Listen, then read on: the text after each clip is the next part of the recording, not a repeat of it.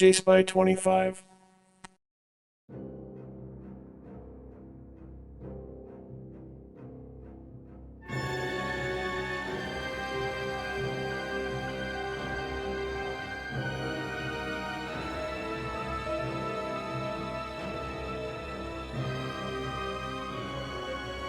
Hi, welcome back.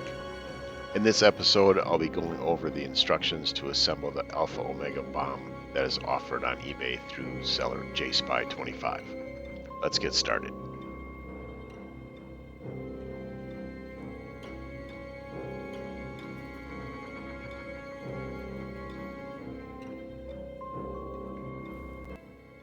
First, I'm going to go over the list of parts for the small rocket. The pieces are the same, whether it's small or large, just size. And then the two cylinder rocket parts are made up of different things and sizes. But there's two of these. Here's the rocket engine. Here's the rocket base. Here's a diffuser that goes on top of the base. Here's the mid section. And here's the cone, and then this fits under the cone so it fits nice inside the tubes. Here are the two fins. One has the Alpha Omega signs on it, and then there are three rivet strips for detail to be attached to the tubes. There are rivet plates that also go on the tubes, and then this part here, which is a hook that goes on the back of the upper tube. And the only thing I could figure out why this is on there is so the apes have something to hook their ropes around when they're pulling it down. So to assemble, here's the rocket. Goes in the bottom of the base. I would glue this part together before painting. I would use just a couple dabs of a couple drops of super glue, and then the diffuser fits on top of that. I would also glue that down. And then, why it has a diffuser is because in the movie, when they pull the rocket down and then this part kind of comes loose from the base, and then you see all that smoke or gas coming out. If somebody wanted to try to recreate that, they can put fog. I suppose that would probably be the best option in the back, and it would shoot through and then come out here. And I'm pretty sure that would be like the movie where it comes shooting out that way. So this is that first tube fits in there, and then there's the middle section, and then the tube on top of that.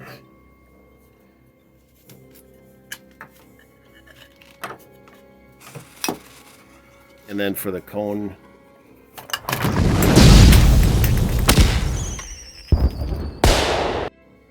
minor glitch in the assembly process. So to continue, there's this ring that fits in the bottom of the cone. There are two pegs here, and then there are two holes in here, and it just fits right in there. Definitely want to use a couple dabs of super glue, and then with that ring on there, the cone will pop nicely into the tube. And it's your option to glue it on, but it should stay pretty good. So then here's the base, and then the two fins. There is some like a riveted panel on the back that has some detail on there. That's just to indicate the back. Actually, in Battle for the Planet of the Apes, they had this side showing as the front, and then underneath the Planet of the Apes, this side was showing as the front. So this is pretty straightforward. The fins just pop in here. Alpha Omega on the left. You can glue those in if you want, but that's pretty straightforward. So as far as the rivet panels, I'll throw some pictures up too. Well, actually, you can see on here, how this is. On the front, there are two riveted panels, so those stick pretty easily with super glue. And then on the back is that hook piece, and then right under that, because it starts the rivet strip, so you can glue that on first and then measure this and then cut it to length and then glue that on. And then also the same thing for the bottom. Now the bottom piece doesn't go all the way to the bottom of this tube because the tube slides into the base. So just keep that in mind when you're measuring it. And if you want with some extra rivet, I mean, you could put a piece on that midsection too. So you got rivets going all the way down. And with that, the bomb should be completely assembled.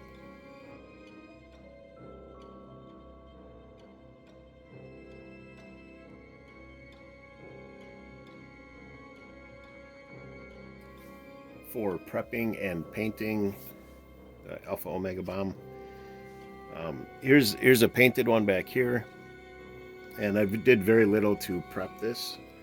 The cone was a little bit rougher than I wanted it to be, so I just took some sandpaper over that very lightly, and not for very long.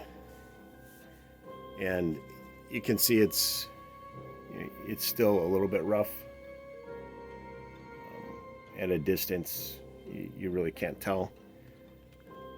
But if you wanted to get that super smooth, you could do like 200 grit and then 400 grit. You could also put primer on it and then sand it, and continue all the way up to 1200 grit wet sanding, and it'd be super smooth. But I don't think it really needs all that. So you could primer the whole thing, possibly in white, and then paint it for a more even coating in case the undercolor is coming through. This one I did not do that, and it looks fairly uniform. Just remember to shake the can well. Keep the nozzle about 8 or 9 inches away from it when you're spraying, and do thin coats rather than heavy coats so it doesn't run, which actually happened on this one, but I was able to clean it up. The other thing is, when you're putting multiple coats on, put the next coat on within an hour. Don't wait more than an hour to put the next coat on. Something with the bubbles at the paint, the gases are, as the paint's drying, gases are coming out, and if you wait longer than an hour, it's not really wet enough. You put that second coat on, then it's going to get bumpy. But basically it's all on the label on the back, so I'd suggest reading that. Otherwise you have to wait. If you wait longer than an hour, you have to wait more than 48 hours, I think. So as far as the paint, I got 2 of these here. One's from Ace, and it's metallic. That'll help with a good shine on the bomb. And then this one is mirrored gold, and this is what I used on the smaller one here.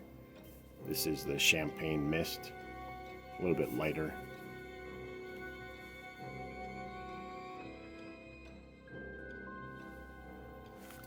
Next thing I wanted to go over was, in case your battery runs low and needs replacing, the battery and switch are underneath, and it snaps in. So you're gonna have to take that out.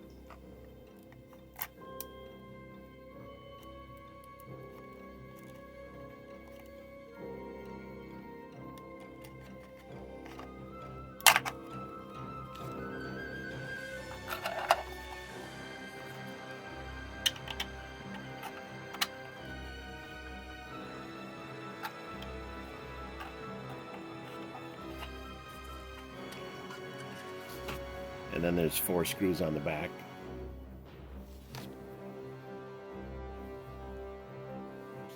So then you want to unscrew those 4 screws.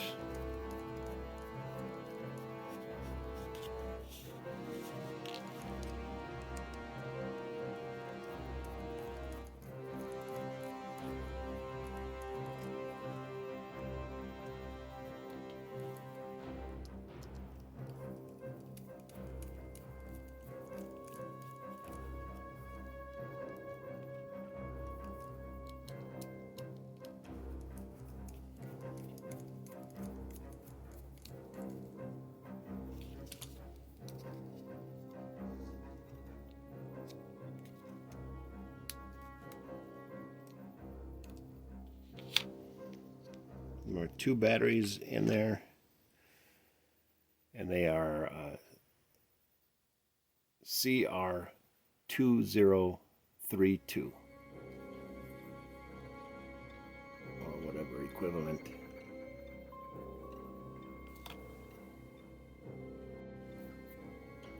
When it's back together and you've checked to make sure that it lights up, it's good. You're going to put it back in, and how this works is the switch on this goes into a slot on the green crystal.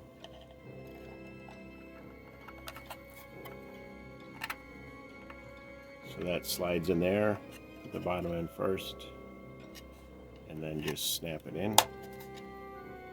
And now the green crystal activates the lights again.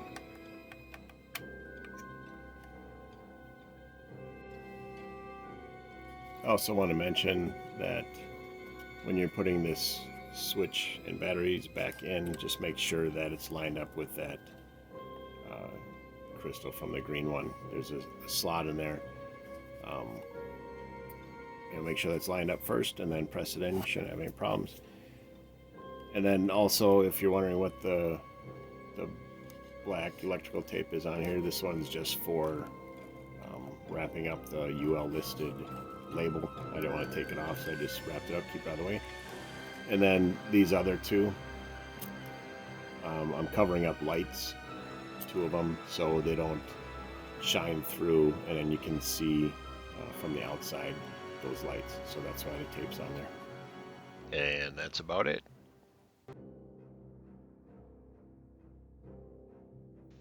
I could have sworn Brent said to meet him here. Got a little sidetracked. I'll just wait for him. Hey, buddy, you got a light? What? You? How did you get in here? No small talk. I just need a light for my cigar. Oh, well, let me check. Okay, I'll just wait right here.